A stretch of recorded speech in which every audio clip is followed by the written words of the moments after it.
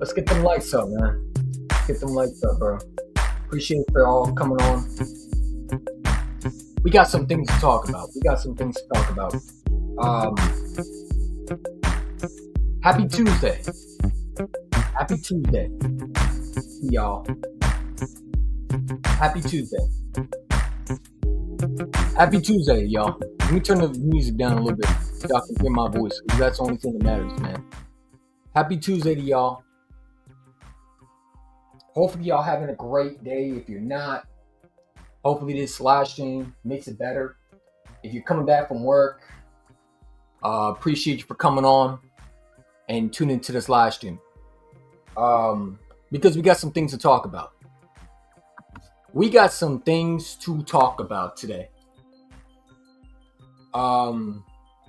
sure my things go. All right. We got some things to talk about. First of all, before we do that, let me make sure my mic is good. Because last time when I was with Stu, when we were doing a live stream, the audio sound cracky. And so I want to make sure it's good. Yo. Let me make sure my mic is good. The audio sound cracky. Give me a second. Yo.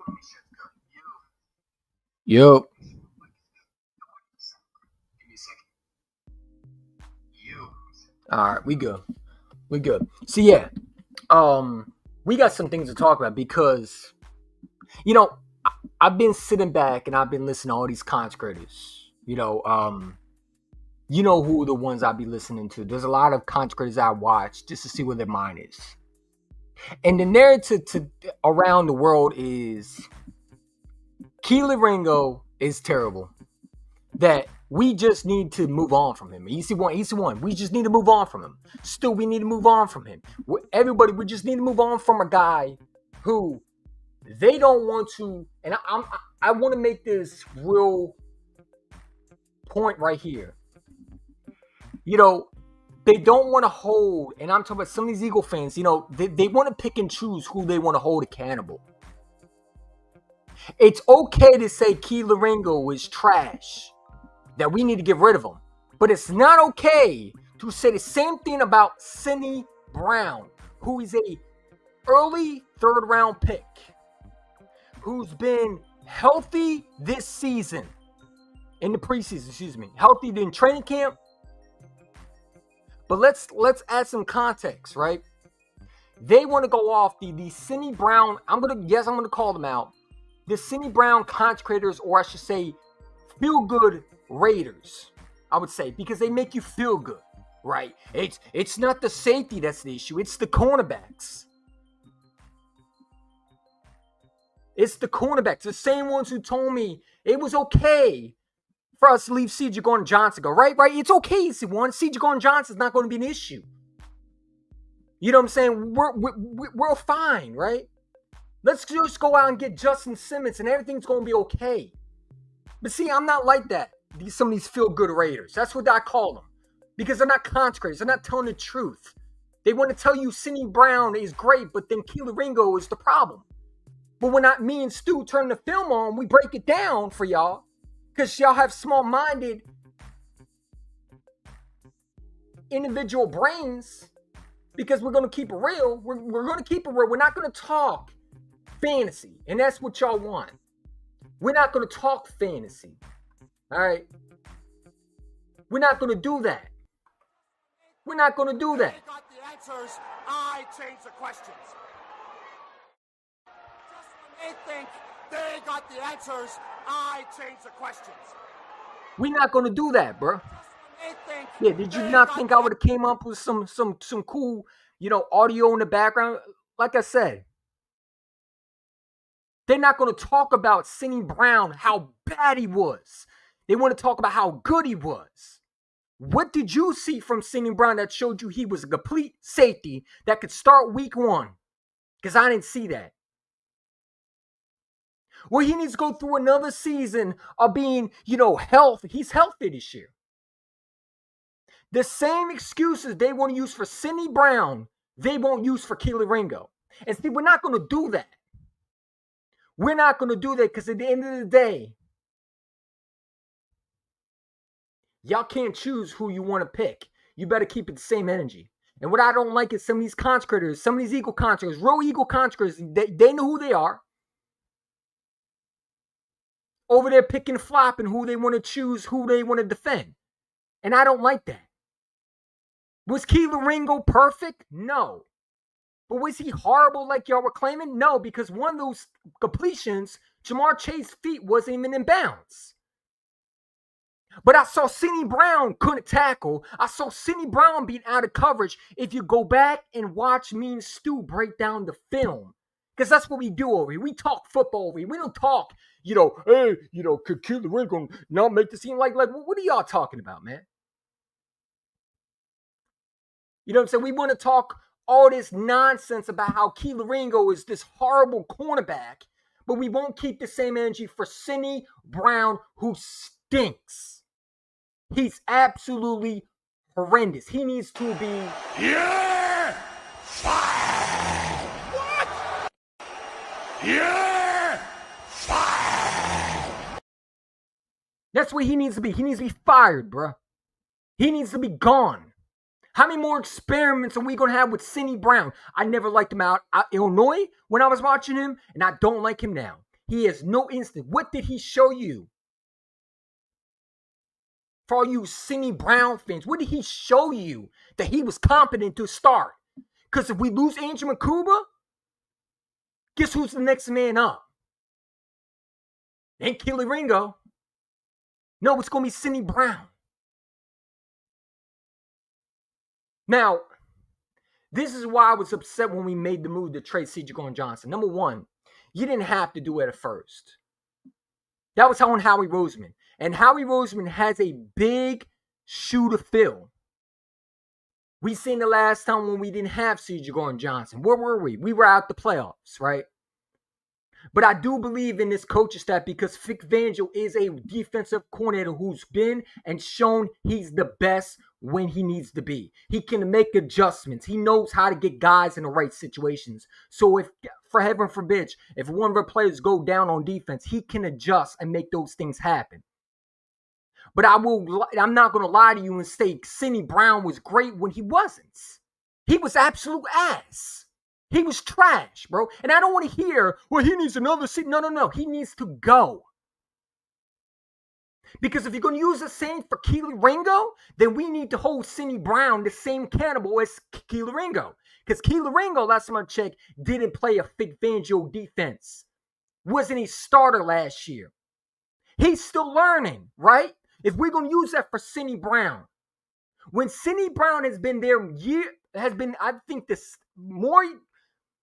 He has been there longer than Kelee Ringo. If I'm mistaken, let me know. Because he was drafted. What year? Was that the year when we needed a safety? Oh, that was the year we got rid of C.J. Gardner-Johnson. When Howie Roseman, I love Howie Roseman, but I think he, once again, is showing his little bit hand of, once again, trying to prove that he can draft for safety. And it's great if you want to draft for safety. And I hope Andrew Cooper's that guy. But in the back of my head, I don't trust Cindy Brown. And if we lose Andrew Makuba, you might as well just kiss your season goodbye.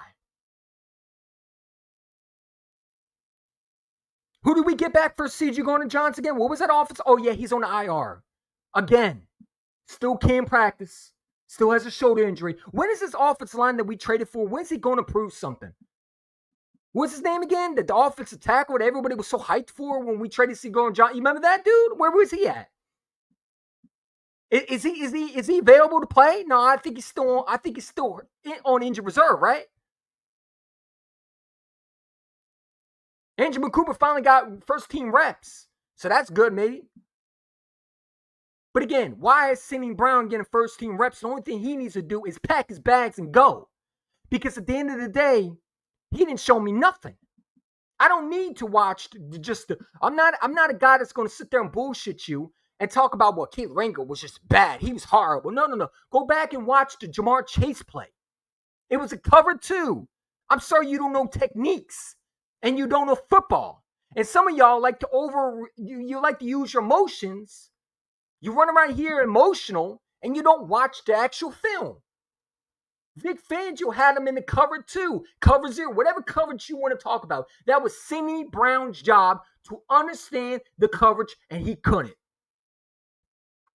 He couldn't.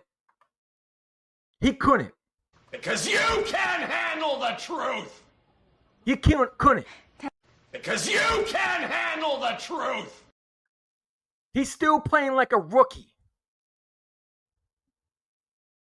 This guy's supposed to be more mature than what we're seeing. When are we going to give up on him? Oh, yeah, that's right. Y'all give up on Kelee Ringo. I'm not here to defend Kelee Ringo, but I know what's fair and fair. And some of y'all are not being fair to him. The same ones that were talking about Deshaun Watson should come to Philadelphia. We should get rid of Jalen Hurts. Yeah, those contractors are the ones bashing Kelee Ringo. The same ones that didn't give Jalen Hurts a chance. When I was, along with Stu and all these other guys, were giving people chances, y'all were over there throwing the towel saying Jalen Hurts ain't the quarterback. We need to go trade for Deshaun Watson. We should trade 3 first-round picks to go up and get a top 5 quarterback, right? Right? Y'all doing the same thing to Kelee Ringo. And the problem isn't Kelee Ringo, it's Cindy Brown. Because when I watch him, he's terrible. He has no instance of covering. He can't tackle properly. And he's all over the place. Why is you moving when you didn't need to move? That's number 1. And number 2, he has no hustle. You ever notice he just stays there and does nothing? Hustle, dude. But I forgot. You say anything about Cindy Brown, it's, well, he needs a full season. No. He don't need a full season, right? Because according to you, Kelee Ringo don't need a full season. After one preseason, everybody wants to jump off the bandwagon, and y'all say, no, I'm not done with him. Yeah, you are. Yeah, you are. Because I've seen a lot of bashing. When again, the film shows Cindy Brown once again moved out of coverage. And some of y'all coming with stupid ass comments. Saying, well, Kelee Ringo needs to tackle better. No. Cindy Brown needs to know how to cover better. Hold him accountable. He's an early third-round pick, ladies and gentlemen. He's not a fourth rounder. He's not a fifth rounder. He's an early third rounder. The same guy who's Jalen Hunt, who's produced a lot more than him? Yeah, he's the same third-round pick who's producing better than him, by the way. So it's not a guy that's just a fifth-round pick, a sixth. This guy's a third-round pick. Kelee Ringo didn't do anything wrong in that preseason. Going back and watch, you can watch all you want. And I keep telling everybody in the comments, you don't believe me. Go watch that Jamar Chase TD. Break it down. Slow it down to 0.5. And you can watch that bum-ass dude who can't cover for shit get out of place once again and leave Kelee Ringo one-on-one with Jamar Chase. Just when they think they got the answers, I change the questions. Because it's not just Kelee Ringo that y'all want to, it's not Kelee Ringo. Everybody has to do their part. And you got dum-dums who have YouTube channels talking about, it's Kelee Ringo. We need to get rid of corner. And the safety's just, it's just peaches and cream, right? There's nothing wrong with the safeties. Cindy Brown was just great, right? He showed you something, right? What did he show you? Because to me, he showed me the same thing he's been showing me since college. Can't tackle, doesn't know how to cover, and that's why he fell in the draft. That's exactly why he fell in the draft. That's why I wasn't high up on him when we drafted him. But everybody told me I was wrong about him. No, I'm not wrong about him. I'm the same way I've been right about him. He can't cover for shit. And he stinks at coverage. He's horrible. He had a chance for an interception. This man wants to go and try to knock someone's head off, bro. It's not the time for that, bro. Learn how to cover and do your job. But y'all want to bash Kelee Ringo. It's the Kelee Ringo hate show. And when this kid proves you wrong, you're going to look stupid.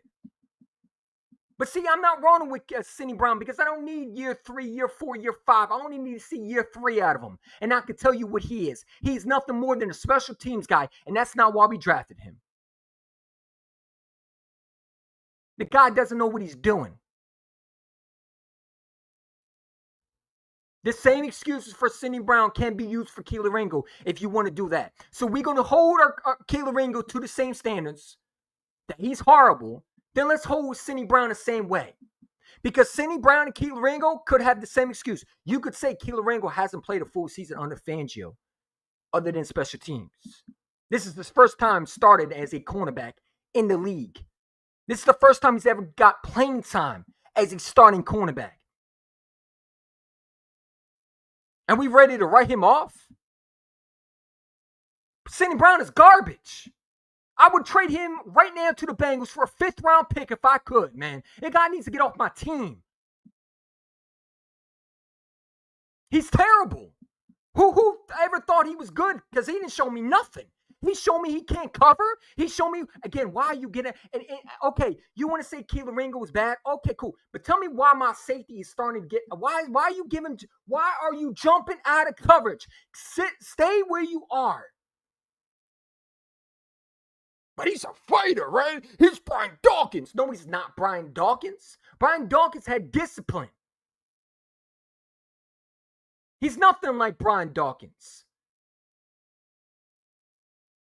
Brian Dawkins is disciplined. Brian Dawkins wasn't just trying to hit people. He got credit off those hits, but a lot of times he was trying to go for that ball. So I'm not going to say Kelee Ringo was the problem because when I go back and watch it, it takes everybody to do their job. And the same people who write Kelee Ringo are be the ones that look foolish when this guy goes out there and proves everybody wrong. And do I think that he's going to do better? I think he's going to have a lot better game. But I'll tell you one thing, he's going to have a better game than Sidney Brown will, because I guarantee Sidney Brown's going to do the same dumb shit that he's been doing. And everybody going to say, he's so hard. He showed you what? He's been there longer than Kelee Ringo has. And he showed nothing at all. Get you out of your high horse and understand this guy's just not it.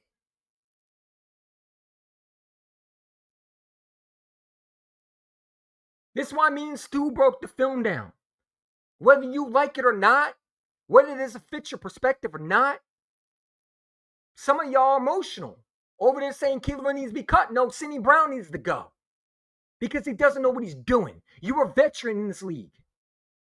You've been playing in this defense, not big fans of your defense, but you played in the side defense and Matt Patricia's defense, and yet you still playing like a goddamn scrub that doesn't deserve to be on his team. Why is he getting first team reps? What the hell did he deserve to get first team reps for? He needs to be on the bench. Cut. Gone. Basuda. Ass. Needs to go. I'm tired of this long-haired wannabe Troy Polamalu. He's nothing like Polamalu. Polamalu had discipline. He's the opposite. He's Kayvon Wallace 2.0. That's what he is. He's ass. He's a Dehu who don't know how to recognize plays, except he wants to hit all the time. Cool, congratulations. Too bad. Part of being the safety also is learning how to cover, and you can't do that. The guy doesn't know what he's doing. He can't tackle properly. He gets hurt all the time. And he's back in practice getting first team reps. How is he getting the first team reps? What did he show on film that I want to know that he showed you he can be good in this league? Because I haven't seen it yet. And I've been watching Sidney Brown a little bit when he was in Illinois. And he does the same thing he's been doing. That's why he fell in this draft. But you remember, all these goofy-ass Eagle fans are the same ones, because I don't call them contracts, I call them feel-good Raiders. That's what they are. Yeah, that's what they are. Feel-good Raiders. Because you're not consecrators. You don't keep it real. You're over there bashing Kelee Ringo, but then when you break up down to play, like me and Stu did, the guy's getting it. Sidney Brown's out of position. Why is he moving? Sit your stupid ass down where you are and just stay still. But you want to be the hero, right? Instead of doing your damn job. He's undisciplined. It's going to cost us games, man. You worried about Kelee Ringo? I'm worried about if Andrew McCuba goes down again, who's going to be our guy? And this is why I said, man, I would put Cooper DeJean in safety before I put Sidney Brown in safety. There's a reason why he didn't play last year. Did you think because he got hurt? No, because they don't trust him. Because he's not trustworthy. He doesn't know what he's doing. He's incompetent how to be a safety in this league. He has no discipline at all. He shows nothing at all to be when it comes to characteristics of being a safety in this league. Sidney Brown is garbage. He's horrendous. He makes my eyes bleed every time I watch this putrid ass safety on the field with his long ponytail. Shave that shit off and actually maybe you can see what a quarterback is. Next, you're going to dye your hair green like Jalen Mills did, right? Because you want to show you're Philly tough, right? The guy needs to go, man. If he does not show anything this second game, I'm not blaming Kelee Ringo for that. If I see whatever his number is, what's number 23, number 24, whatever his name is, I don't even remember his jersey. That's how much he's trash to me. I'm sorry. I think Andrew McCuba needs more reps than he does. I'd rather see Andrew McCuba. Put Andrew McCuba out there, and let's see what Kelee Ringo does before we judge him. Because when I look at that play and I break down that play, and I'm not going to break down it again because I don't have time for that. I don't got time to hold people's hands. We just not going to do that. We're not going to hold people's hands. You know, so you think Kelee Ringo's the problem. He's really not when you look at the film. Because when you look at the film, could he made that tackle? It's against Jamar Chase. 9 times out of 10, no cornerback is one-on-one tackling Jamar Chase. That's just football 101. And once again, it wouldn't have been a Jamar Chase touchdown if Mr. Sidney Brown, the guy that you overhype and think he's that guy, didn't jump out of coverage? Didn't jump out of coverage, man. Just when they think they got the answers, I change the questions. It's just simple as that. I don't got time to babysit a lot of people, man. You know what I'm saying? I think that we're being harsh on Kelee Ringo. I really do. And I get it. Criticism is great and it's fine. But at the same time, hold that same energy you do to Kelee Ringo, all you content critics, because I see a lot of them. And they're not telling the truth. Why can't me and Stu not pull up the film and y'all can't? Y'all got all this technology. You got the all 22, don't you? Y'all pay for it. I don't need the all 22. All I got to do is type in the touchdown that Jamar Chase had versus the Eagles and then slow that play down. As I watch the play and I watch Sidney Brown's goofy ass get out of position, I said, there we go. That's why it happened. Why are you moving, dude? It's a cover 0, cover 2. I don't care what coverage is. Stay your ass in position. Do your job. But the wannabe Troy Polamalu that everybody thinks he is moving once again. And he's giving quarterbacks like Joe Burrow, who's a veteran in this league, easy asses what they're going to do. And he's like, all right, let's change the play. Here, Jamar Chase, go that way. Easy touchdown. Kelee Ringo can't make the play because Kelee Ringo is now saying, oh my God, I got to tackle him now. When Kelee Ringo's job was to prevent him from getting the first down, now it turns into another situation. All because one player didn't do their job. So I'm not going to blame Kelee Ringo for that preseason. I know a lot of people will. And that's why they are not, to me, a real content creator. Y'all feel good Raiders. That's what y'all are. You want to think everything's peachy and cream. Y'all want to say the cornerbacks issue. I think Howard Rose needs to go trade for a safety. If Angel McCouber ain't that guy. Or maybe, I don't know, you should have never traded C.J. Gardner-Johnson. Because who's the offensive line that we got back for? What's his name? I don't know. He's not on the field yet. Hopefully he plays this week. Because there's another big problem. Landon Dixon. We know how important he is.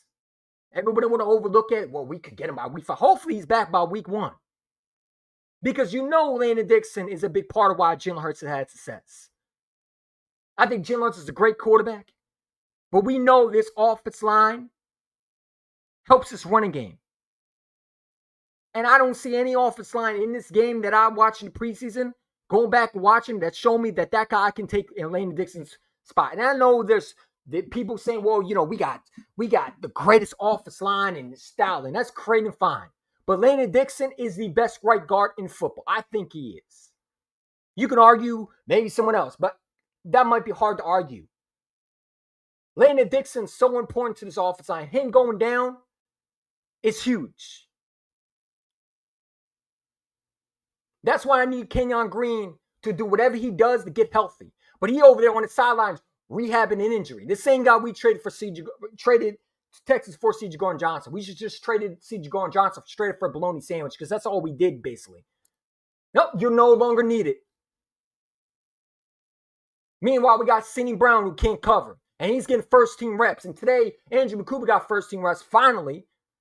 But it's like, what took you so long? What took you so long? Why is Sidney Brown, the beginning of the weekend, first-team reps? What did he deserve the first-team reps? We want to blame Kelee Ringo. Again, the safety is an issue. It's an issue. It's more an issue than the cornerback. Because I can go and fix Kelee Ringo. You know what I'm saying? I can do that. I have more confidence in Kelee Ringo than I do in Sidney Brown if he has to start for heaven forbid if Andrew McCouber goes down.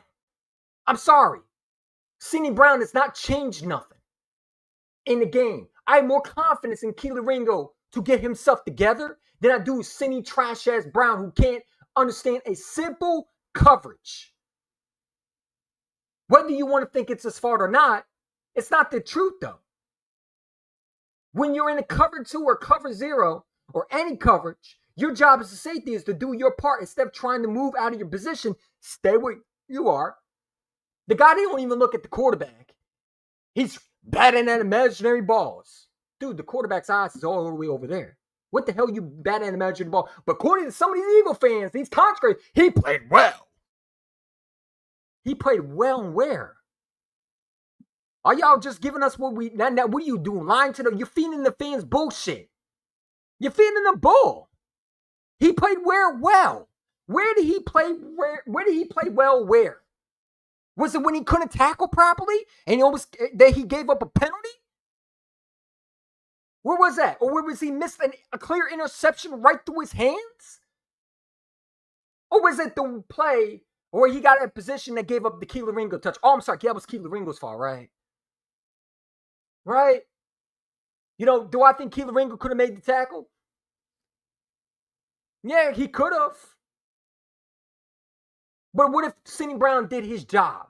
That's what we need to talk about. We can do what if, could have. If Sidney Brown did his job, maybe Kelee Ringo wouldn't have to give up a touchdown. But again, this goes back to understanding football. And I'm not taking a shot at any construct. I'm just saying, before you go after some player, make sure you go back and watch. Just go on the highlights and watch it and break it down. Understand what you're watching. The second play that Kelee Ringo gave up, Jamar Chase's feet wasn't in bounds. The referee called it a first down. I don't know why Nick didn't challenge the play. I don't know if he can. But if Nick could challenge, I wish he would have. Because it would have made Kelee Ringo's life a little bit better. Because clearly the 2 feet weren't down when Jamar Chase came up with the catch. And clearly it shows.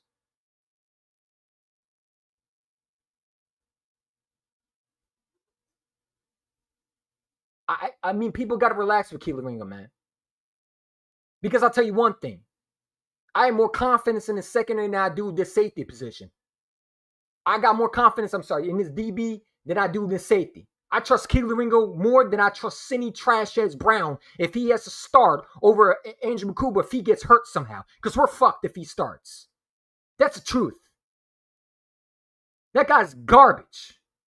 And I don't know what y'all see out of Sidney Brown, but I see an incompetent safety that doesn't have any idea how to cover, don't know when to be disciplined. It stinks when it comes to simple, logical, reasons to be a starting safety. Because what do we talk about safeties in this league? What do we discuss to be a safety in this league? What do you got to do? You got to be able to be disciplined, cover, and when you have a chance to make a play, you do it properly. The guy can't do none of it. But Sidney Brown showed me. What did he show you? Well, Sidney Brown showed me that in 2023. Oh, you mean 1 year? Oh, okay. So that's what we're going off of, right? The 1 year. Huh. Really? So we're living in the past. Would it be Cowboy fans now? We living off the 1 year glory that he had? It's called consistent basis. You don't get credit off 1 year and thinking, oh my God, he did it 1 year so he could do it again. No. What have you done for me lately? Show nothing. Show me nothing. Again, I don't know how people can blame Kelee Ringo, but it is what it is, man. That's why I call y'all not consecrators. You feel good Raiders. That's what I call you. You feel good Raiders.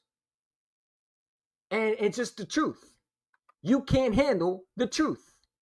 Because you can't handle the truth. You can't handle the truth, man. They think they got the answers. I change the questions. I'm tired of the lies. It's Kelee Ringo's fault. It's Kelee Ringo's fault. No, it's really not. Because if the safety stayed in position, we wouldn't have a Kelee Ringo. Oops, touchdown, Jamar Chase. My boy Kevin Birds, even if it was out of bounds, it wasn't even in position to make it. He wasn't even in position to make it. What do you want him to do, bro? Like Kev, respectfully, man. What do you want him to do? It's Jamar Chase, man. What do you want him to do? He did push him out of bounds. That's why it wasn't a catch. Kelee Ringo played that second throw that he made, that Jamar Chase caught. He played it perfectly.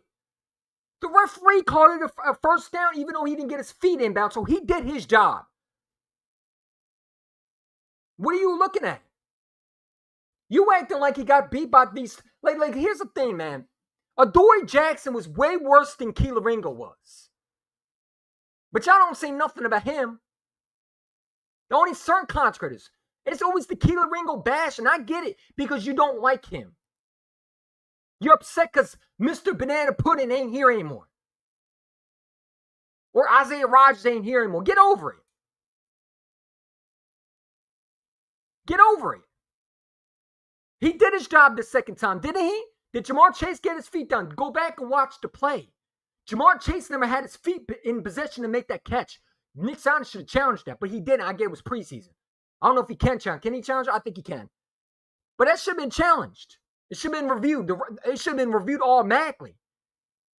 But you know how the NFL wanted. They wanted to give the Bengals a boost. Here you go, Joe Burrow. Here you go. Free first downs to make you feel good. The NFL felt bad for the Bengals. So they wanted to make like Joe Burrow was cooking when he wasn't. Joe Burrow was struggling. Was Kelee Ringo you acting like he was getting burnt by these guys? Like, bro, he was going against one of the best receivers in the league. In the league. Jamar Chase is one of the best when it comes to making catches and turn into nothing. Him and A.J. Brown, the only two that I've seen can do something out of nothing and turn catches into absolute touchdowns. That's what he was good at. That's what he was good in LSU. That's why he was a first-round pick. You guys are running around here like it's Golden Tate. If he gets cooked by Jerry Jeudy, then you could come talk to me. But into that, bro, what are you talking about?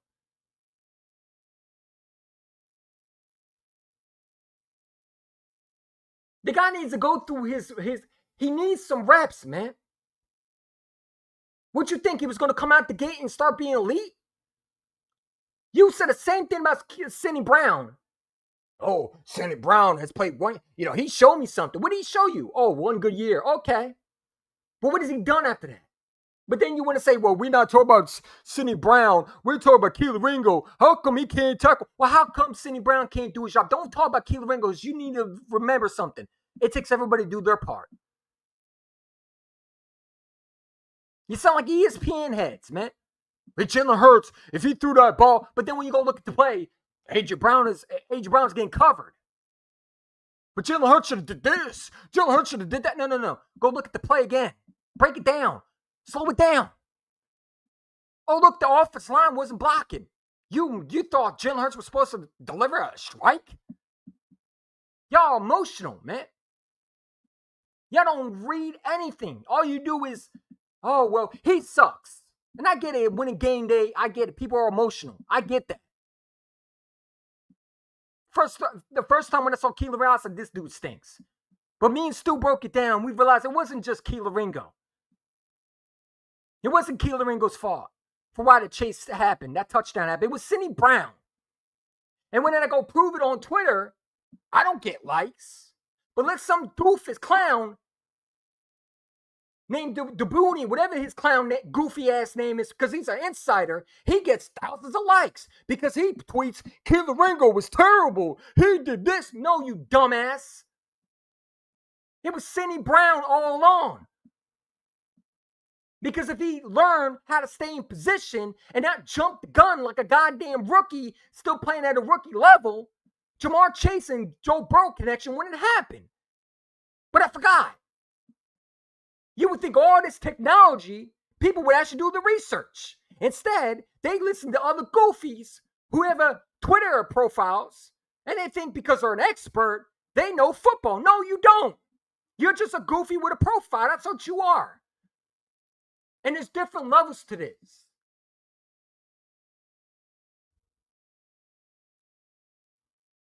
There's different levels to this. I'm a different level than most of these content creators are.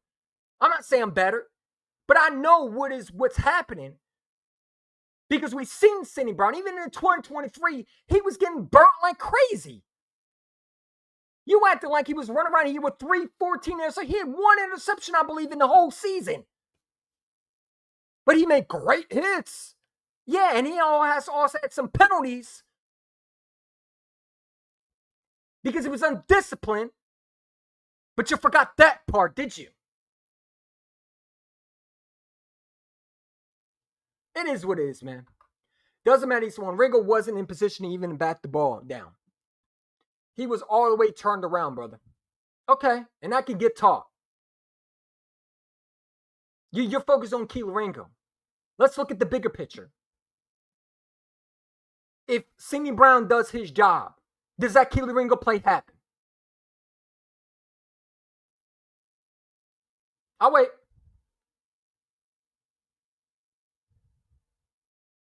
Because y'all run around here about Kelee. If Sidney Brown does his job like he's supposed to, because you're a veteran safety in this league, you should know what cover 0, cover 1 is. Why are you moving out of position?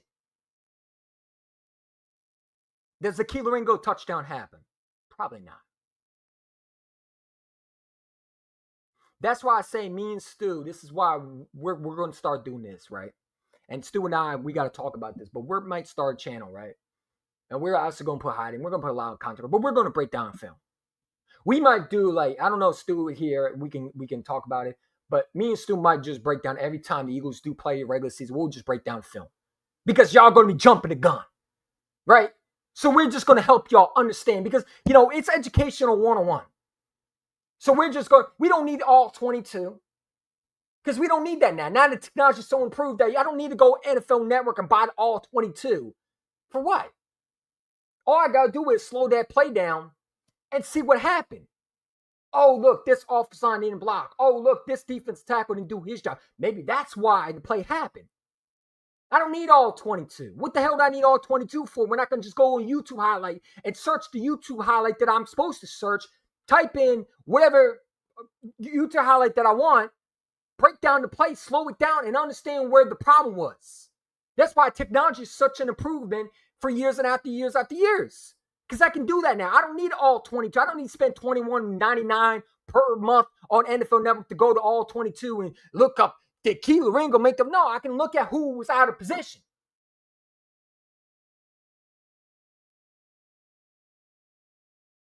Or I can look at who was out of line.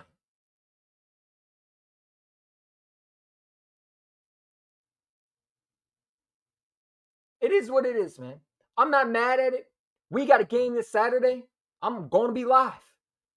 I took all the days off for work on preseason and regular season. I'm not missing a game.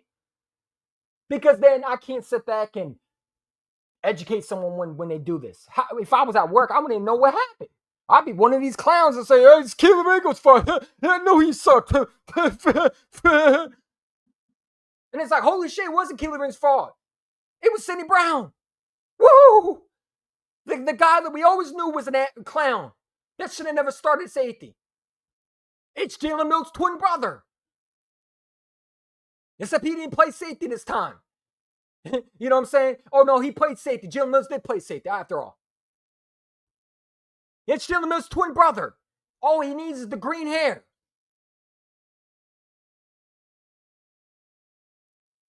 When are we going to stop trying to attack one player, man?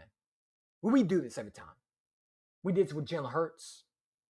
That's why I will not do this with Ringo, because I did it with Jalen. I learned my lesson. I did this with Nick, where I was bashing. I did this with Howie. That's why I'm learning from my mistakes. I'm not jumping the gun and say it's Kelee Ringo's fault. Because I probably could get a lot of subscribers right now if I say it's Kelee Ringo's fault for why they lost that game. But it's not the truth.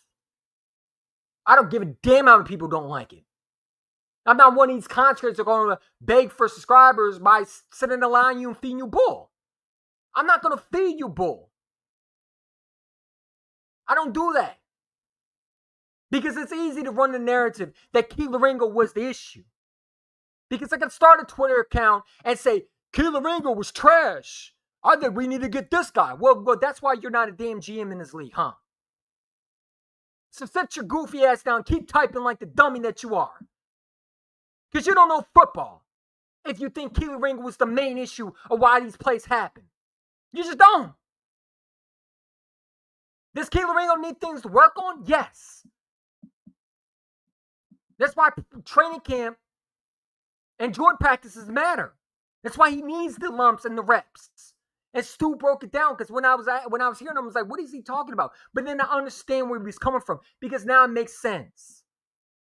I go back and I watch how many people were begging for Deshaun Watson. Y'all told me Deshaun Watson was going to change the lifetime of the Eagle fans. And how many dummies would have got rid of Jalen Hurts if we listened to these idiots? Because I know half of y'all would have been begging for Deshaun Watson if we listened to y'all. Harrows would have definitely pulled the trigger, and we wouldn't have a Super Bowl MVP. So I don't listen to these goofy on Twitter because they're the same ones that were banking for Deshaun Watson to come to Philly. Russell Wilson, Aaron Rodgers, Jimmy Garoppolo. Huh? They wanted to draft a quarterback. Zach Wilson was going. What? Man, I was one of the few that was saying we need to give him weapons. Why the Deshaun sweepstakes were going crazy. Going at it with Eagle consecrators. The ones that are claiming we need Justin Simmons. No, we don't. Andrew McCuba needs to take the job. Justin Simmons don't help. Stop trying to look for band-aids and trying to look for real situations that don't fix nothing. The problem is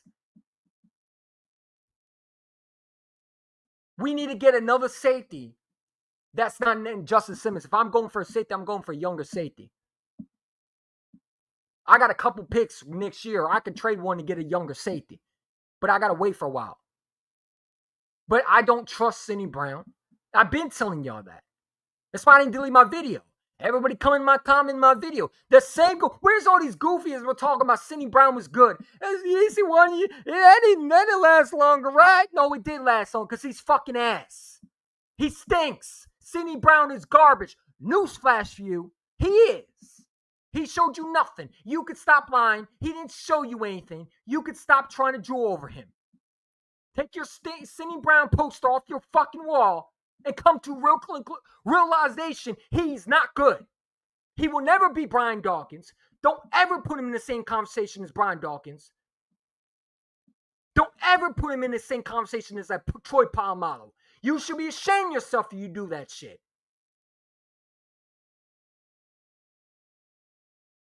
He's nothing like them. They had discipline.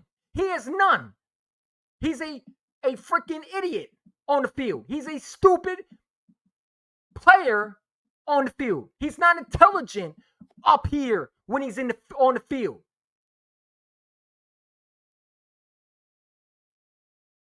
He's a penalty machine. He's going to cost us games.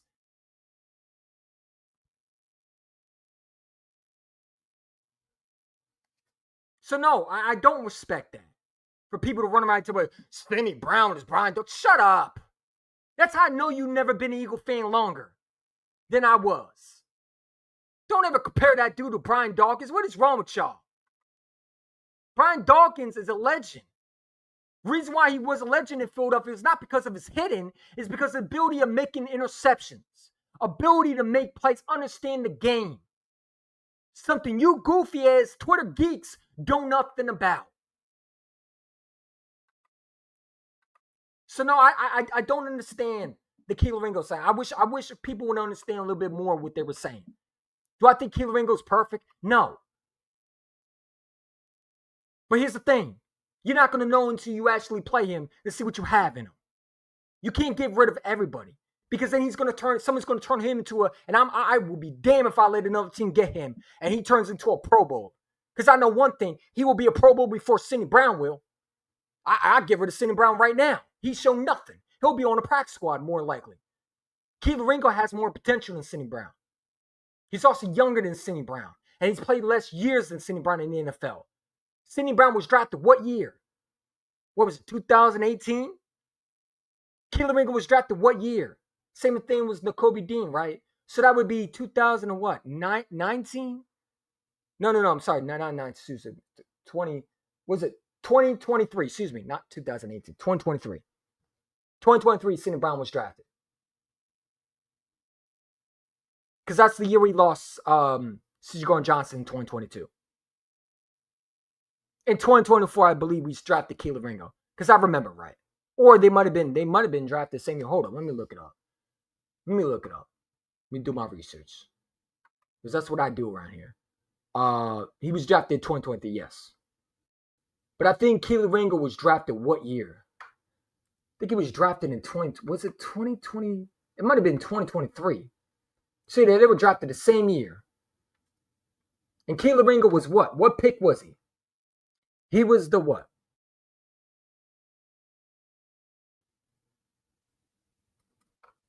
Let me see.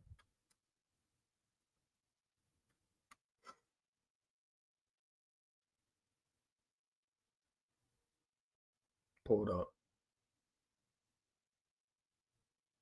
Appreciate y'all for coming on. I don't want to curse. I apologize for it, but it makes me mad how many people are bashing one player and they're not talking about those. No one is talking about Cindy Brown. And it really makes me mad how we came to just bashing Kelee Ringo. Kelee Ringo was drafted overall. He was the 105th fifth round pick. He was a fourth round pick. He was drafted in the fourth round with the 105th overall. So you're more worried about a fourth round pick than a third rounder? A third round pick starts.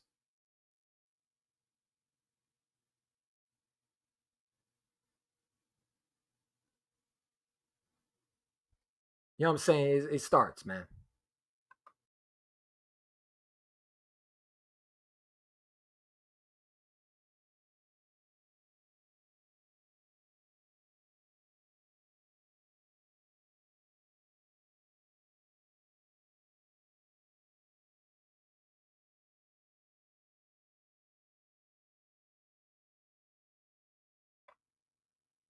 I'm more worried about the third rounder.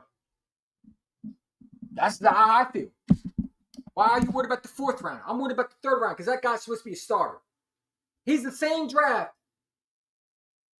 as the guy that's showed more. Jalen Hunt. Remember him? You know what I'm saying? Jalen Hunt? But we worried about Cindy Brown? It's hot still. We worried about Kelee Ringo over Cindy Brown. What is the excuse for Cindy Brown? He's supposed to be a starter. A fourth round pick is supposed to be a project player. A third rounder like Cindy Brown, an early third rounder that he is, supposed to be a starter. But we treat him like he was a seventh round pick. But we treat Kelee Ringo like he's a third round. Come on, man. Make that make sense for me. No, Kelee Ringo is not the third rounder. Cindy Brown is. And he sucks. Wish we had that pick back, honestly. They got the answers. I changed the questions. I wish we had that pick back, They honestly. got the answers. I changed There's no reason why Cindy Brown should not be starting in this league. Yet he can't start. He couldn't even make it last year. He's always hurt. And people talk about Kelee Ringo's issue. Come on, man. Let me get to the comments, and then we're going to continue the show because we got a lot of things to talk about, man. Let's start from the top, and we're going to work our way down. So if I don't get to all of them, I apologize. Obviously, sub East One, Jada Chris, what's up, dude? How you doing? Big Simple 420. Why are you laughing, bro? Big Simple was in the building. What's up, Big Simple? Y'all don't know why you laughing. We saw how your defense play. Your defense play like that. You better hope Jaden Daniels can take y'all. That's for damn sure. That's for damn sure. Kelee Ringo, Cindy Brown aren't starter worthy. But you're one of those few that I saw on Twitter. You were the one who's acting like you were defending him. Just saying. Shout out to the Bills. Man, what is you Bills fan, bro? Go sit down, man. The Buffalo Bills fan in my channel. How's a Buffalo Bills fan on the Eagles channel? What do you got that's a Buffalo Bills fan? Like, bro, you got no Super Bowl, and you're coming on in the Eagles channel. Shout out to the Buffalo Bills. What? No, thank you. But thank you for your comment, though. But we're saying did my Bills EC won? Am my Bills won 2 times? Is this the Buffalo Bills channel? Why is you on my channel, Goofy? Did you get one of these? I don't think so. I don't think you got a Super Bowl last time I checked. But you're on my channel. For what reason? You need to go on the Buffalo Bills channel, bro, where you can talk about how Josh Allen needs more talent around him. I changed the question. Yeah, that's what I do.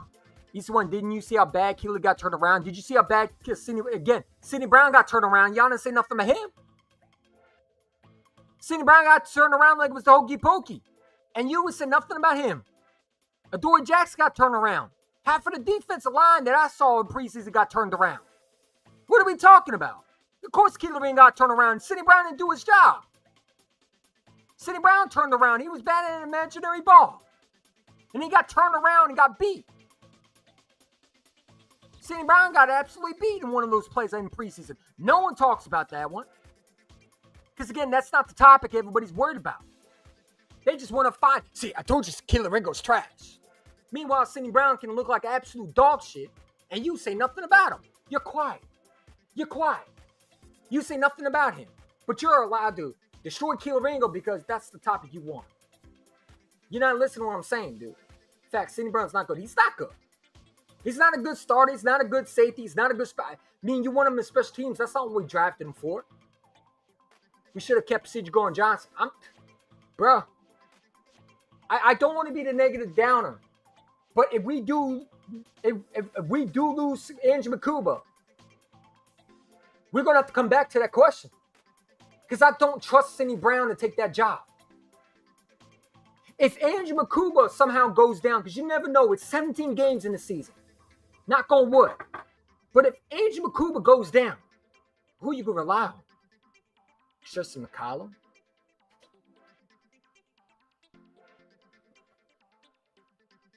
You trust Sidney Brown? No, I don't. He can't cover. We're screwed. You better hope Andrew Makuba stays healthy. Amani Bentley, go Birds.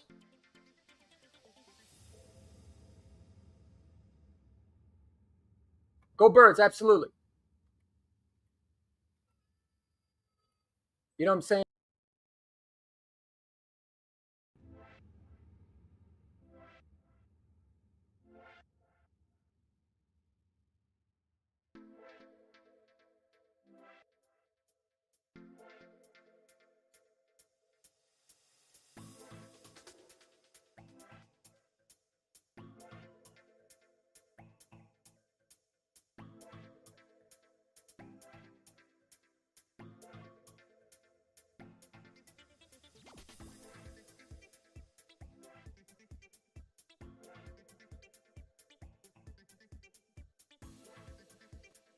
Calm down. I don't trust Sidney Brown, bro. I don't trust him. This is why you won't take C.J. Gardner-Johnson. Yeah.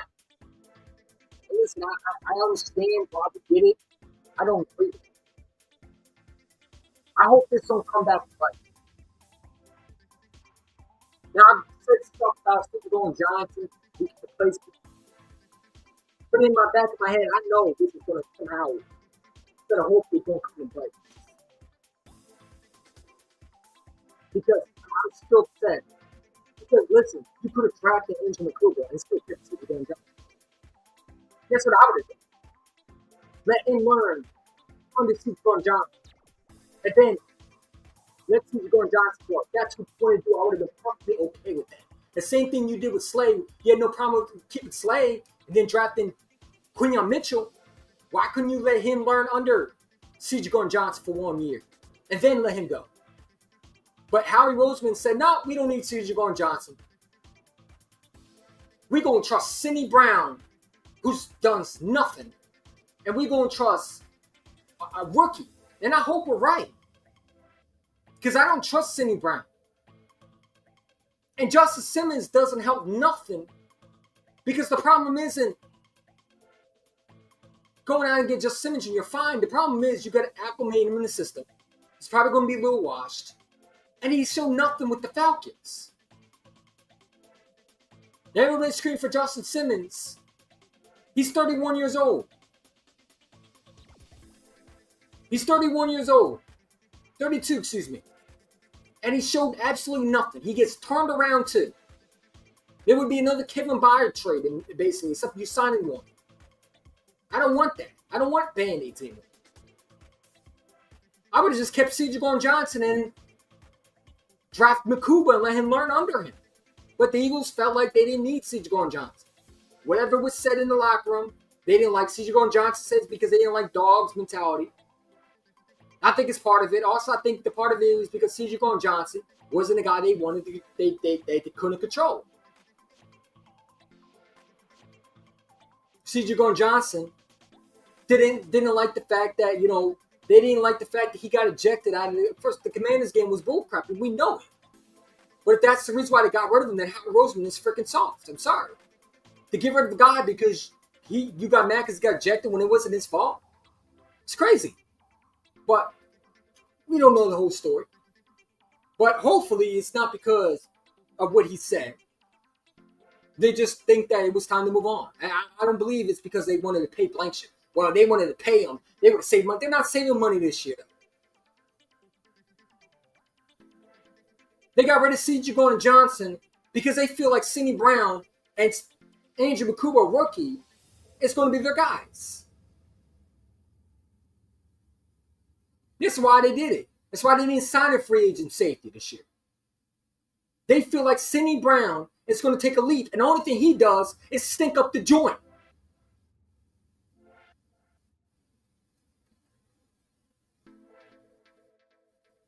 He stinks. He's not good.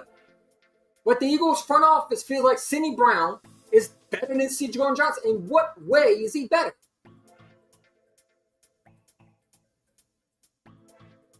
I would have traded C.J. Johnson.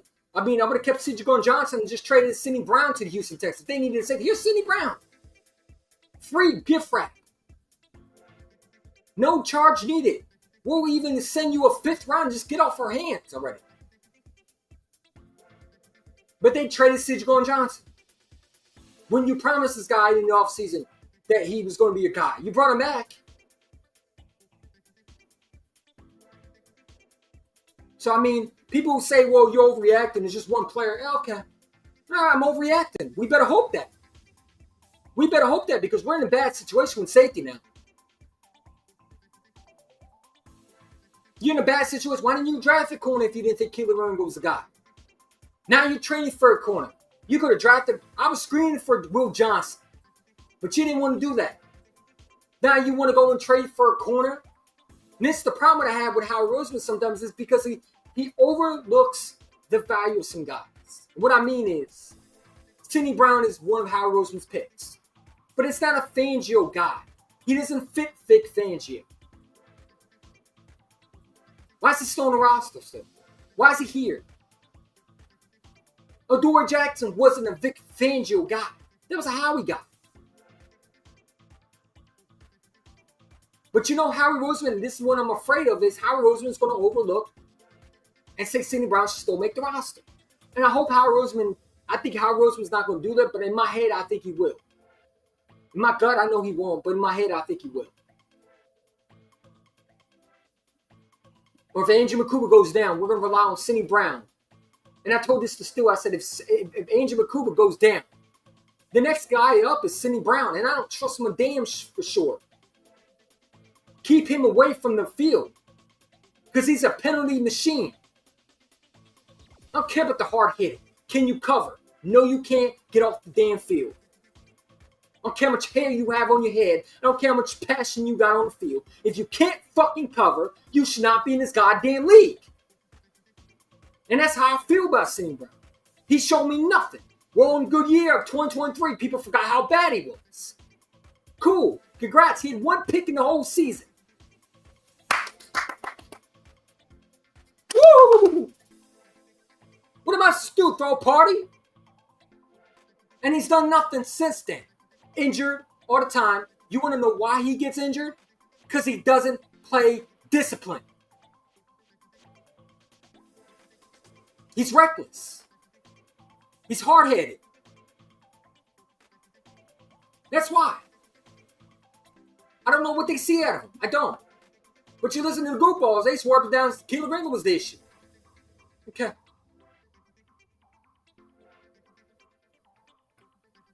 Okay. All right. That's what you think. I can't change what people think, man. I can't change what people think, man. Well, I can do it. Just when they think they got the answers, I change the questions. You don't got the answers. They got the answers. You don't got the answers.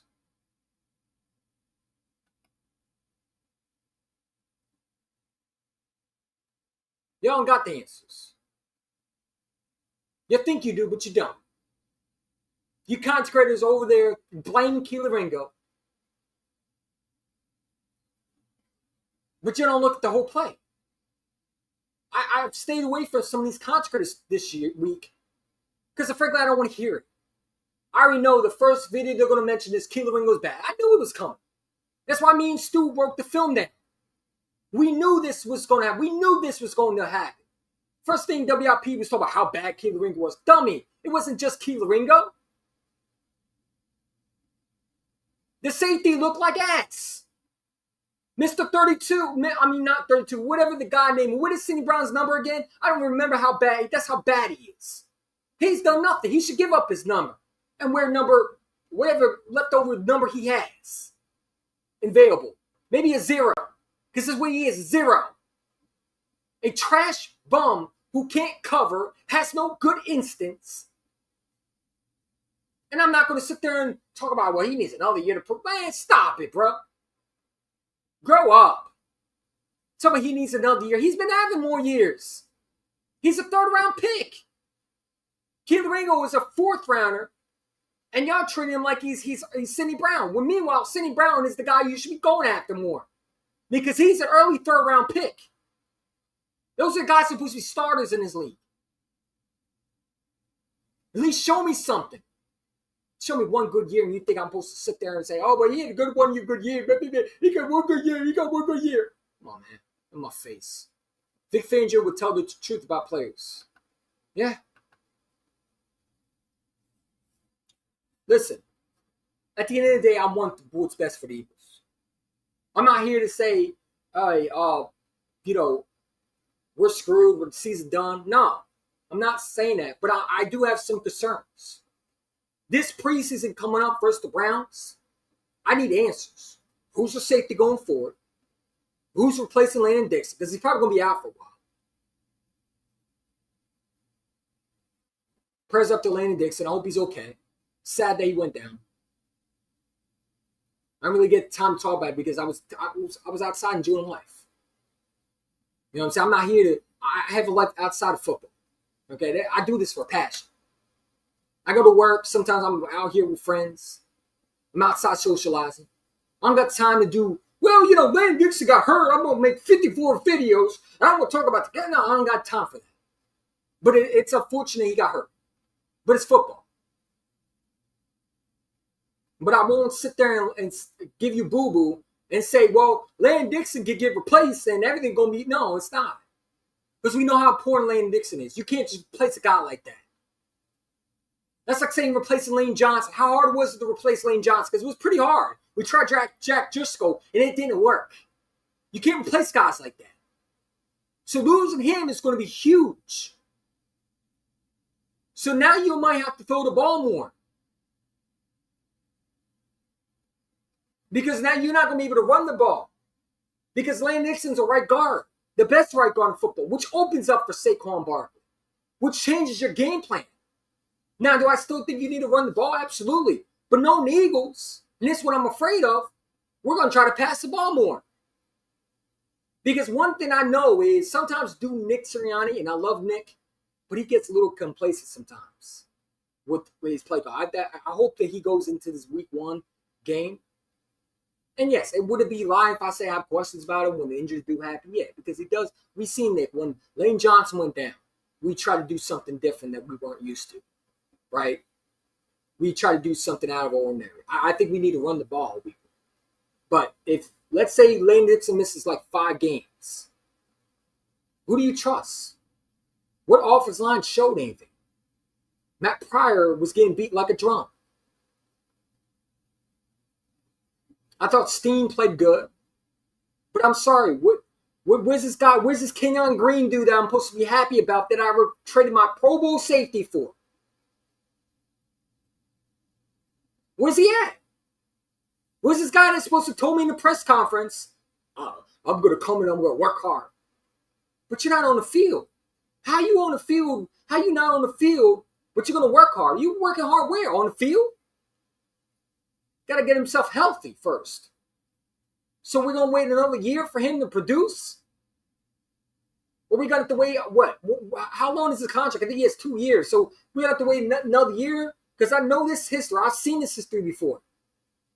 We've seen this where players have nagging injuries, especially shoulder injuries. We know it can linger through seasons. We're going to have to hope Lane Dixon rushes back. We're going to rush him back because we don't know if Keon Green can stay healthy now. You know, there's some worries, man, and we got to talk about it. I'm not going to be always Mr. Positive and say everything's peachy and cream. It's not. There's some things, there's question marks that we need to worry about. But the biggest issue ain't DB, it's safety. If Andrew McCougar goes down, you're screwed. Because I don't trust Sidney Brown. You can't cover in the preseason. What makes you think you could cover against one of the best quarterbacks that we're going to go against the season? Let's take a look at the schedule, man. And let's see if Sidney Brown can actually do his job. Because we know he can't. But we can pull up the schedule. I got it. Because this is where I start getting people at, man. This is where I start getting people and understanding what we're dealing with. Let's break it down, man. Let's say Angel Cooper goes down. You trust him versus the Cowboys? I don't. You trust him versus the Chiefs? I don't. You trust him versus the Rams? I'm going to that game, by the way. I don't trust him versus the Rams. I don't trust him versus the Bucs. The Broncos? Where do you trust Sidney Brown to produce at? Because I can see him getting beat like a drum in my head right now. First play, Sidney Brown gets turned around, and everybody was like, but he's Brian Dawkins. He just wants a hit. Shut up, bro. Go sit in that damn corner like a dummy that you are. I don't need him to hit. I need him to cover. Can he do that? No. Then shut up. We didn't pay Sidney Brown. We didn't draft Sidney Brown to freaking hit. We paid him. He's not a damn linebacker. You want him to hit, then make him a damn linebacker. Make him an edge rusher. Part of a safety job is to cover. He can't even do that.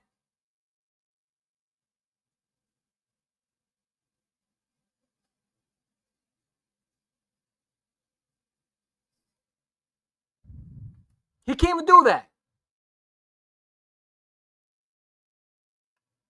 Because you can't handle the truth.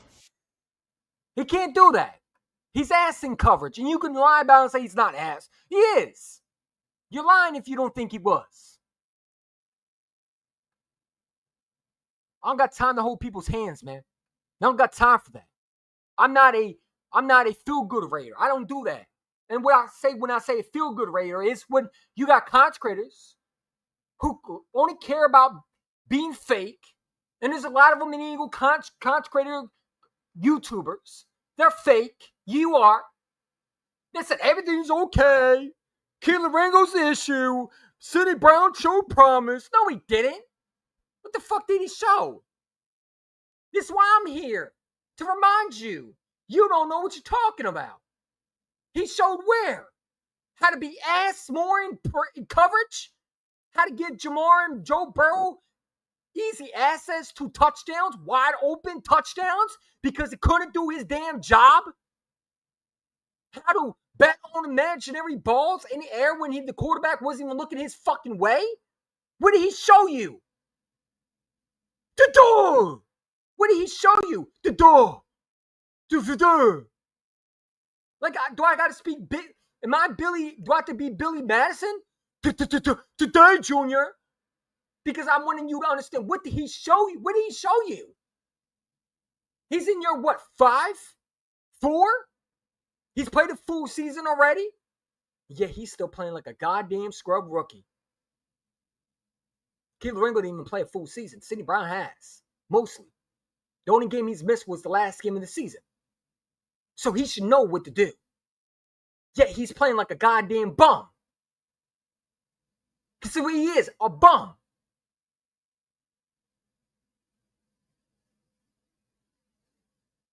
And we trust him over the guy we traded for Houston. Give me a break.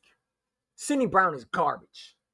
I don't trust that man with my life if I had to. If I had to depend Sidney Brown to trust, if he was a babysitter, I wouldn't even trust him with my kids. And that's a fact.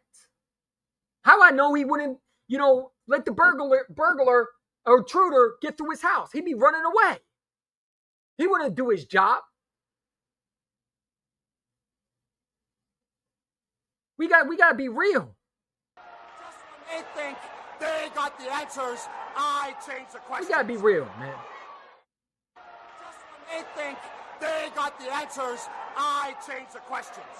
We got to be real, bro. We cannot just sit there and say Sidney Brown has showed something. He didn't show you nothing. I change the questions. So that's how I feel, man. They think they got... We got joint practice with the Browns. And this is why I think it's a big year for us when it comes to the Browns. 2 players I'm looking on the Browns to try to acquire. Because, number one, I think you need another safety. No, I'm not getting Justice Simmons. I already talked about it. You can stop with the Justice Simmons shit. All right. I'm looking at a guy named Grant Delpit. Dealt with injuries. But I think he would very much be an improvement to your safety. And the reason why I look at it is because, right, he has not lived up to what the Browns want. All right, he's not played where he's supposed to be. And I think you bring him in, you add him with Andrew Makuba. I think that would be a great duel right there. Maybe you should trade Sidney Brown to the Browns, because that's where he belongs, on the fucking Browns.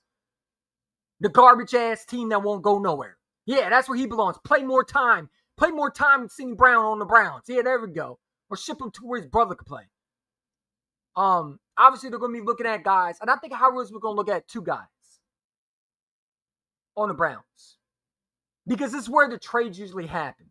The joint practices. All right? A lot of times, joint practices, you can get trades from other teams because guys acquired, right? We were interested in Myles Garrett. Why? Because Myles Garrett said he wanted to play in Philly. Now, it didn't happen, but there's going to be guys that are going to be looking to say, I want to play for this franchise, right? Because we're the attractive place, right? The Browns, let's be real, they got a young quarterback. By the way, I told you, and I'll say this again, I think Shedeur Sanders is going to be the quarterback 1 for the Browns. I think he's going to take them to the playoffs. And I do think he's going to win the division. The kid looked good. He looked good. He looked better than Jackson Dart, in my opinion. That's a fact. He looked better than Jackson Dart, in my opinion. He's the one that doesn't need to be lied to be more entertaining than all the Eagle conscripts. No, I don't got to lie. Why do I got to lie? Shout to where you're hiding. Shout to where you're hiding. I ain't got to lie. Because you can't handle the truth. They ain't their feelings. You know how many times I've been telling you Sidney Brown wasn't good? Eagle conscripts swore that they knew more football than me did. Well, Sidney Brown's going to show you. Show me where. The man still can't be a number 1 safety in this league. Show me where. He's played 1 season. And we act like, oh, it's nothing. It's nothing. It's fine. Don't worry about it. Shut up. I do worry about it. When you got guys screaming for Justin Simmons. When you got fans screaming for Justin Simmons. Because their safeties are not as what we think they are. And we better hope, listen, we got to hope Andrew Makuba's that guy. We don't know if he's going to be that guy. That's why you draft guys, because you're hoping they can be that. But a lot of times they don't pan out. We've been drafted a number 1 safety that turned out to be great. Hopefully we can get that at Andrew Makuba, and I think he will be good. We got 8 likes. We got 3 people watching, man. What are we doing? Hit that like button, subscribe. We need at least 10 likes. This is criminal, bro. Y'all subscribe to these other conscripts that give you bullcrap. Oh, I get it, because I'm keeping it real. That's fine, man. Hit that like button, subscribe if you new. Subscribe to this channel. We keep it real over here. We don't bullshit with the consecrators. We don't bullshit with these people. We keep it real over here. I don't need to make money. I don't make money off this. I do this because I enjoy it. I do this because I love the passion about my team. I do this because I love pissing off these fake ass consecrators that they are. And they know who they are. I do this because I enjoy it. I don't do this for money. I don't do this for promotions, subscribers, super chats, all that goofy. I don't do all that. I'm not asking you to, hey, donate money. Send me a super chat. I ain't doing all that. All I'm asking you is when you come on and hit that like button, man. Hit that like button. So I know that you can be part of that. I know you're watching. If you got time to watch, you got time to hit 2 seconds, hit that like button.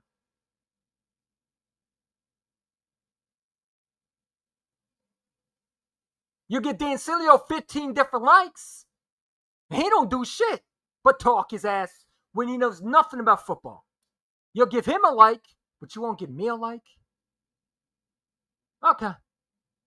This man's a Buccaneers fan, but you're over there with your goofy ass profile, Eagles profile, say, yeah, Dan, he knows football.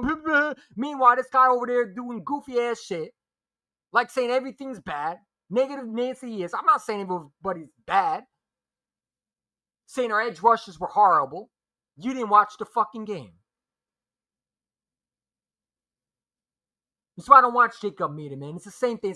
It's like a freaking pre-game bullcrap routine. It's the same freaking host. You already know who's there. Nothing changed. They rub nuts with each other and they act like they're friends with each other. Really, to be honest, all they do is lie and manipulate Eagle fans' minds. It's pathetic, bro. Every time you watch that show, I get more and more irritated. How the hell did they get all these likes? Who subscribes to them? You got to be paying for subscribers. Who the fuck watches you? You got 3 people watching your show most of the time. Especially that one morning show. What is that one morning show with all these other clowns, man? I mean, these guys don't know what they're talking about. The fakest group I've ever seen in my lifetime. The fakest.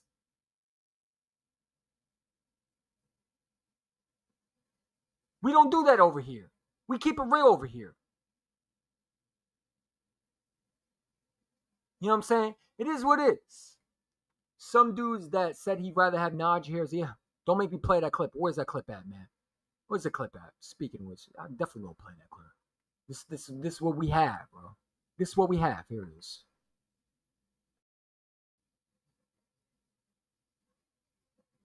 Hold up. Najee Harris had 74 catches last year. Shit.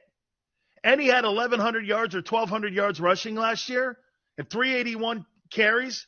Dude, that guy is a workhorse. That is Derrick Henry 2.0.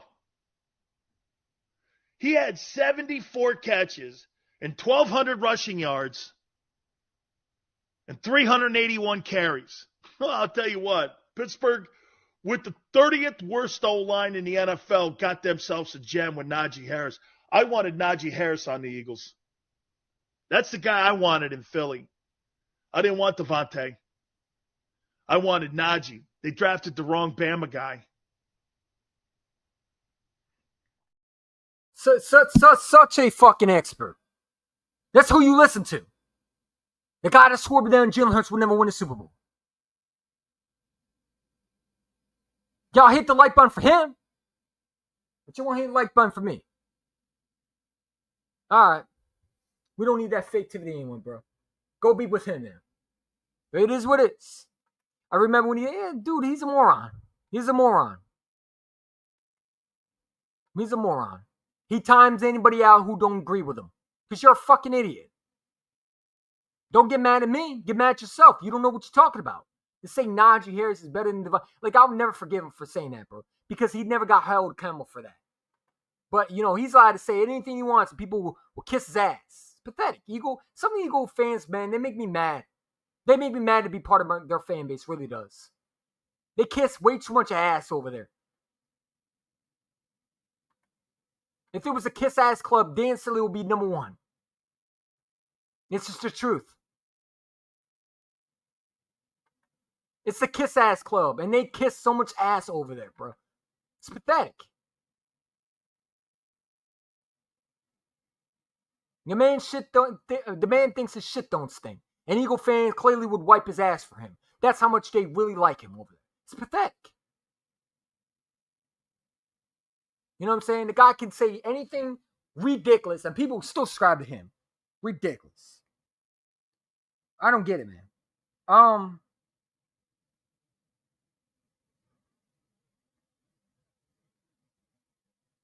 You know, but yeah, I mean, dude, it's freaking pathetic. I don't understand why people do this every time. He said, I remember making a video. I think I read that one. EC1 doesn't need a lie to be entertained. No, I don't gotta lie. Why they gotta lie? They gotta lie. They gotta lie to keep the money going. They gotta lie to keep the subscriptions going. They gotta lie to keep the super chats going. I don't gotta lie. They run around here like just because you're in Philadelphia and you're born and raised mean that you're suddenly over the top. I don't gotta do all that.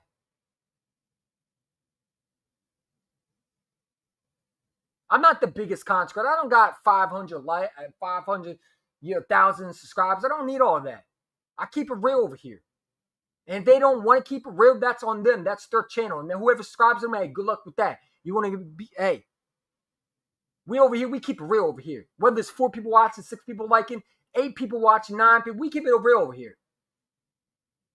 We don't got to join with other content creators. We don't got to do that.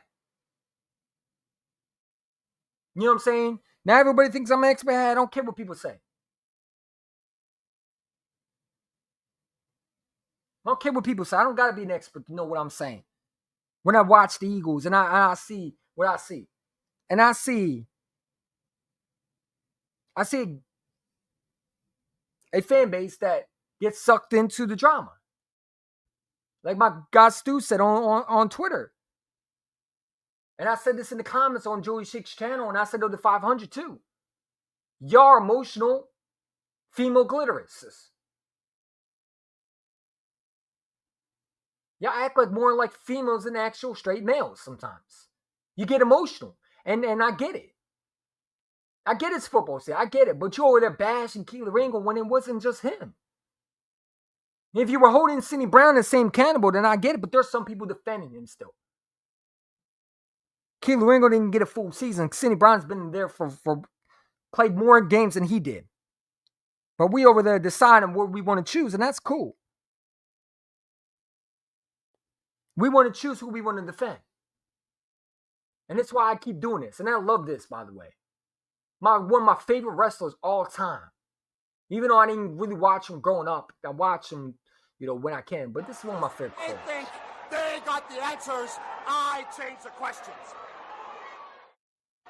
That's how I feel. They got the answers. I change the questions. Just when they think they got. You know what I'm saying? That's how I feel.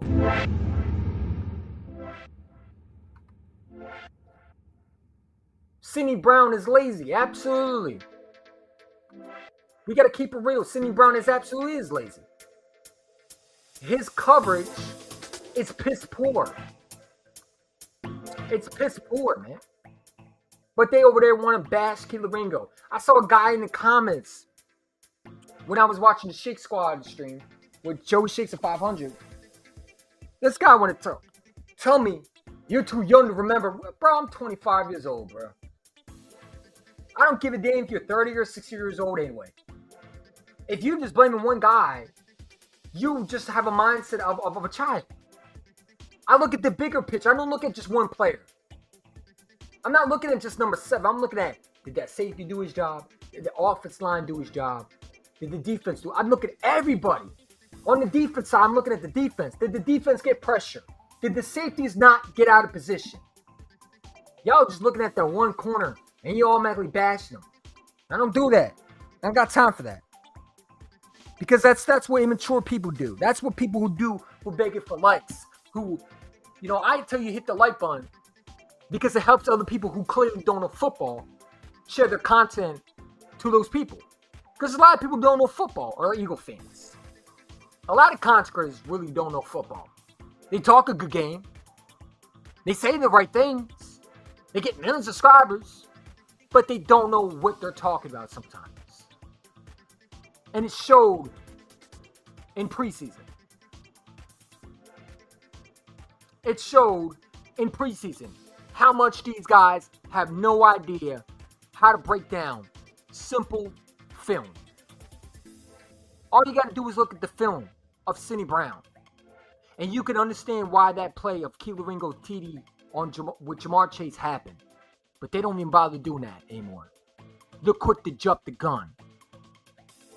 You got goofies on Twitter blaming Kelee Ringo, but then they don't look at the whole play. And when I show them the whole play, you got people defending Sidney Brown, saying they showed him something. Showed you what? 1 year of 2023?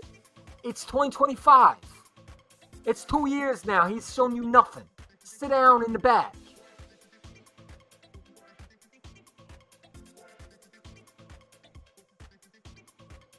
I want to pull this up real quick, man.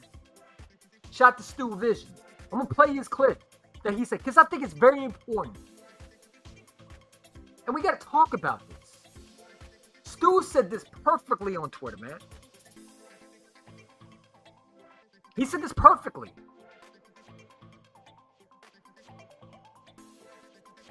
Honestly, this was beautiful, man. This was beautiful that he said, and this should have got 15,000 different likes. I would have gave him a 50,000 likes if I could. It would have went viral on Twitter. It should have went viral on Twitter because maybe people would understand football, but I forgot they don't know what they're talking about. While all these other goofy ass clowns can say whatever they want, Stu said this perfectly. Because he was reacting to an emotional Eagle content creator who don't know X's from O's, never played, just wanted to blame Kelee Ringo, and but he was out of pocket with this one. Just blaming Kelee Ringo. That's cool and fine. But that's not why Kelee Ringo did it. What he did, where he got beat by Jamar Chase. But I want to play this one because this was perfect. This was exactly why I rock with Stu. This is why I rock with him. This is why him and I get along so well. Hold up. Let me see. Is this the one? Let me see if this is the one. And I share it to every content creator. You know what I'm saying? They know who they are. But I want you to react to the stream of Stu Vision. And it's why he's one of the smartest minds. Because he doesn't have a big channel. He should, though. Because half of these dummies can't talk football with him. I've seen him on live streams. I've seen him talk to Commander fans. I've seen him talk to Cowboy fans. His knowledge is off the charts. But this was beautiful what he said. Shout out to my guy where he hiding to. Finally, rock with some Eagle content. Eagle content is working. Rock with it. I'm no. But I want you to listen to what the guy. Watch what he said. Tight end to show him it was in cover zero man coverage. Look at this. That may be the case, nephew.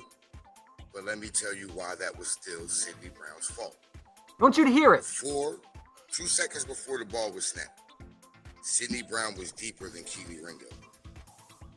The moment he jumped up there before the snap of the ball, to jump in front of the tight end to show him it was in cover zero man coverage, nobody knew that they were in a cover zero man coverage on the offensive side. He gave it away. If he would have stayed in the position that he was in, that's a maximum of a 3 to 5 yard gain instead of a catch and run for a touchdown. Kelee Ringo actually played it the way he was supposed to, especially 5 yard gain instead of a catch and run for a touchdown. Did you hear that? Kelee Ringo actually played it the way he was supposed to. Hold on. Especially when he's in. This if one he right would have stayed in the position that he was in, That's a maximum of a 3 to 5 yard gain instead of a catch and run for a touchdown. Kelee Ringo actually played it the way he was supposed to, especially when he's in off coverage. He has to play it back there. First of all, like I said, the best receiver the last 3 years in yards after catch is Jamar Chase. So his job as Ringo is, okay, yeah, back up. But I got to play that and play a defender to the outside to force the receiver, the ball carrier, inside to my defensive help. Guess what? Sidney Brown's not in a position to actually be able to cut off that turn back around to force it back inside. Why? Because he jumped out of position before the snap and gave away the coverage. Oops. You don't give a fucking quarterback like Joe Burrow and a wide receiver like Jamar Chase. You don't give them answers before they got a goddamn answer before the test. You don't give them that. That's Jamar Chase. That's Joe Burrow. Y'all sitting there acting like that was Darius Slayton or somebody. Go sit in the corner. Stop being kids. Is in cover zero. Hold on, hear that one more time. 2 seconds before the ball was snapped, Sidney Brown was deeper than Kelee Ringo. The moment he jumped up there before the snap of the ball to jump in front of the tight end to show him it was in cover zero man coverage, nobody knew that they were in a cover zero man coverage on the offensive side. He gave it away. If he would have stayed in the position that he was in, that's a maximum of a 3 to 5 yard gain instead of a catch and run for a touchdown. Kelee Ringo actually played it the way he was supposed to, especially when he's in off coverage. He has to play it back there. First of all, like I said, the best receiver the last 3 years in yards after catch is Jamar Chase. So his job as Ringo is, okay, yeah, basketball. Like I said, the best receiver. What did I say, man? And this is why I broke down the film, but I didn't get no likes on this one. I didn't give a shit. But this is why I made this video, because I broke it down. Now, I was in a rush. Shout out to Stu for that one. That was beautiful. I mean, he had other ones too, but that was the most important thing, right? Because people want to talk about, well, Sidney Brown this, Sidney Brown that. I'm sorry, Kelee Ringo this, Kelee Ringo that. Not Sidney Brown this, Kelee Ringo this, because we talk about Sidney Brown. I'm sorry, we talk about Kelee Ringo, how bad he was, supposedly, right? Because everybody want to point out Kelee Ringo was this bad quarterback that everybody wants to ignore the facts that if you were watching the same game as I was and you broke down the film afterwards, you would understand that I changed my perspective when I saw what was happening. And what I mean is, I did this because, you got clowns at the time, especially after that, we already knew it was going to be reaction, right? After the Thursday. After that Friday, there was already people jumping the gun. All they wanted to talk about was Kelee Ringo. But they forgot this part, man. This is why film is so important.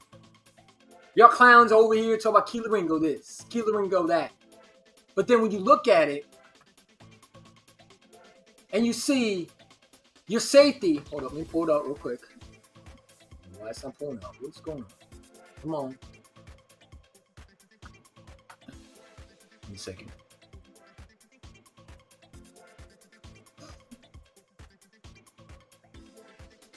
It's still loading. Give me a second. It's loading a little bit. Come on, bro. What up, man? Here we go. Alright. You see, we pull it up real quick. There you go. Look at this. You tell me if this is good coverage right here. Where's the ball right here? The ball's right over here. Yeah, this dum-dum, what is he doing? What is he doing? Why is he not over there with Kelee Ringo? This is Sidney Brown. This is what we have, man. I broke down the film because again, this is what it is. It's a cover 2. 1, 2, 3. That safety is supposed to be over there with Kelee Ringo. Yeah, he's all the way over there on the other side, blocking, covering a guy out of the flat. When you should be covering Jamar Chase, because that's your job, was to help Kelee Ringo so you didn't get beat by Jamar Chase. You're supposed to be the protection to help Kelee Ringo. But what does this clown do? Not do his job. He doesn't do his job. Because that is so hard for Sidney Brown, is to do his job. He wants to be the big play without actually making the big play. You got to do your job first. And it's great to blame Kelee Ringo, but you got to learn the whole context of why that play happened. Because you can't just blame, because I don't just blame guys unless I know what I'm talking about, right? You know, it's funny. The analyst. Look at this. You're telling me why is the safety here? What is he doing? Why are you moving out of position?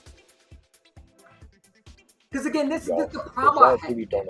This is the problem I have. And I had audio and I was talking. But look at this. Your job is to help Kelee Ringo. But do people look at that film? Do people go back and watch that? No. Well, Kelee Ringo was supposed to tackle. If that goofy ass dude in the middle didn't get out of position, Joe Burrow don't know what he's doing. Look at this. Look at Joe Burrow's eyes. Look at his eyes. Why are you over here? Look at his eyes. His eyes over here. He's focused on number 1. What are you doing as a safety? As a safety, why are you looking at the... And this is why me and Stu are great with breaking down film, because y'all don't know. You're quick to blame Kelee Ringo, but you don't look at who is that safety. Y'all swore that he was great. Really? This is great coverage? Could have fooled me. Could have fooled me, because why are you eyes not on the quarterback? Your eyes should be on the damn quarterback, Sidney Brown. But you're over there focused on that dude right there. That guy's not going to make the catch. I know that, and I was watching it. If I know that, why can he not know that? That's a cover 2. That's a too high shell. That means that safety is supposed to help Kelee Ringo. Because now it's one-on-one coverage. And you know who's winning that 9 times out of 10? Ain't the cornerback. We seen Jamar Chase burn corners. So we acting like Kelee Ringo got burned by. Jamar Chase burns everybody. What he does is what he gets paid to do. But if my safety did his job, this is why I rock with Stu. And shout out to my guy Stu in the building. But this is why I rock with him. And this is why I have an issue when you goofy ass contracts. Because you know, this is why I love doing this. Stu, we're gonna start doing Hold on. Watch this easy one. Because hold on. This is where I'll give them this. Oh, Fangio said it was a cover 0. Okay, cool. This is where I say, still Sidney Brown's at fault. Yeah. It's 7-7. First quarter. It's cover 0. Who's most likely to outrun you on the outside or anywhere? Is it that tight end in the middle next to Jamar Chase, or is it Jamar Chase? That's number 1. Number 2, it's 1st and 10. Yeah. What situation tells you don't need to jump up there so early and give away the coverage. Now, like you were just pointing out, from the snap, like we pointed out before, the moment he jumped up there like that, you gave away that it was zero coverage man on the outside. You gave it away. And as the safety, why are you not deeper than the corner on the outside who's on the outside covering? Yeah. I love That's number 2. Now, here's number 3. Here's why I say it was egregious. Yes. Kelee Ringo still has to make that tackle. Not going to deny that. Still has to make that tackle. He has to play that better. He has to make that tackle. But let's think about this. If you don't jump up there and give away that coverage so early, that pass may not even go over there to that side. Because you know you have the shell. They're thinking they have the shell over the top. Once you drop down to cover that tight end, they knew it was cover 0. And with Kelee Ringo playing off coverage, and this is another thing that I want to point out. Vic Fangio also said in that interview, I put Kelee Ringo in an uncomfortable situation, which means you know his skill set is for him to be a press corner where he can get up there and get physical. But you purposely had him in off coverage in a cover 0. And then said, oh, but it's good for him. It helps him learn better. I could have swore that is something I said earlier. This is good. He's taking these lumps early against the best. If you take your lumps against the best, you will not stress against the rest. So what are we tripping on? I said earlier in the chat, I have more faith that Kelee Ringo has a better chance to be a starter than Sidney Brown does. Absolutely. This is what I think. Every time I hear this is what me and Stu are. You know, this is what my favorite thing is. This is my favorite audio because I love this right here. Hold up. My favorite audio right here. See, a lot of people are just enamored by the results of everything, but not a lot of people are enamored with the process of what it takes for you to be the best version of yourself. I love the process of this shit. That's why I say I'm not just a fan of a team. I'm a fan of the game. Yeah, there's a difference. Yeah, this is how I feel every time when we talking. They think they got the answers. I change the questions. Right here, now here, this is the thing about it that nobody understood with me. What my thing is this. I said this the last time we were on a stream together. I said, remember when I said, I think you should extend Kelee Ringo right now. And you said, wait, what? And I said, no, not an absorbent amount of dollars, not no big, huge contract. But if you look at the last few collective bargaining agreements, the time that these players have on the field to work on their craft and get better has been cut down by at least 60 to 65% compared to what it used to be. These kids need more time to develop than just their rookie contracts, especially if they're not at least day 1 and day 2 picks. Because if they're day 3 picks, they are people that are pushed to the back of the line and thrown on the shelf and really not looked at until they have no other option. Well, guess what? You ain't got no choice at this point. You got to let this kid, give this kid an opportunity to truly, fully develop and see if he can be that guy. If you're not, you're just, all you're doing is wasting draft picks, time, and money, and fans' emotions are going to get fucking out of whack for nothing.